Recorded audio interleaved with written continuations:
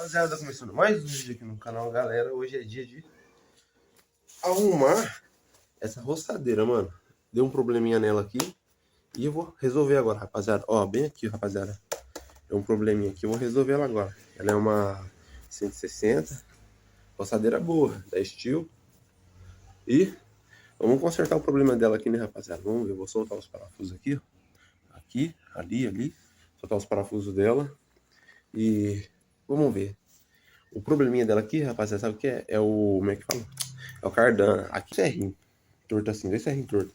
Quando acelera, ele expande, daí pega aqui direto no cardan aqui, que dá força. O problema é que esse aqui. Tem que ver as molas dele aqui embaixo aqui. Beleza? Vamos ver essas molas logo aí.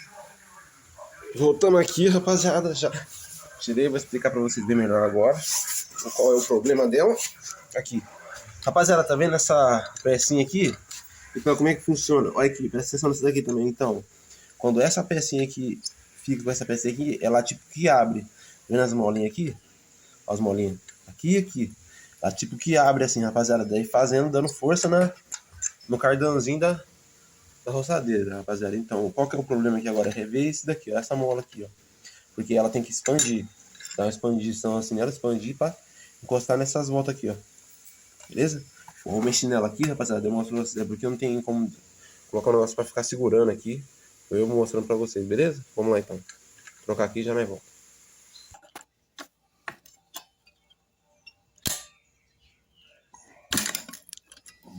Soltou os dois? Soltou.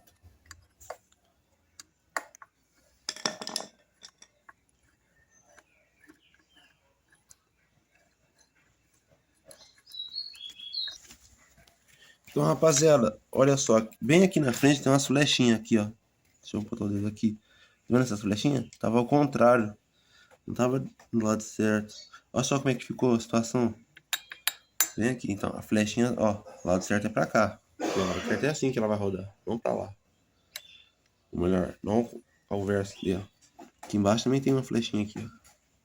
Agora vamos montar e testar ela, agora ligar ela. Aí, rapaziada, como é barulho, ó, ele já roubou na real, ó.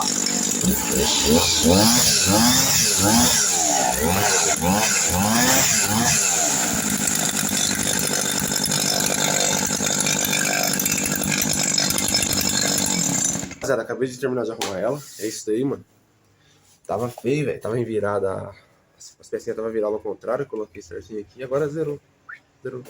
Quem gostou do vídeo, deixa o like aqui embaixo e se inscreve no canal, demorou? Fui.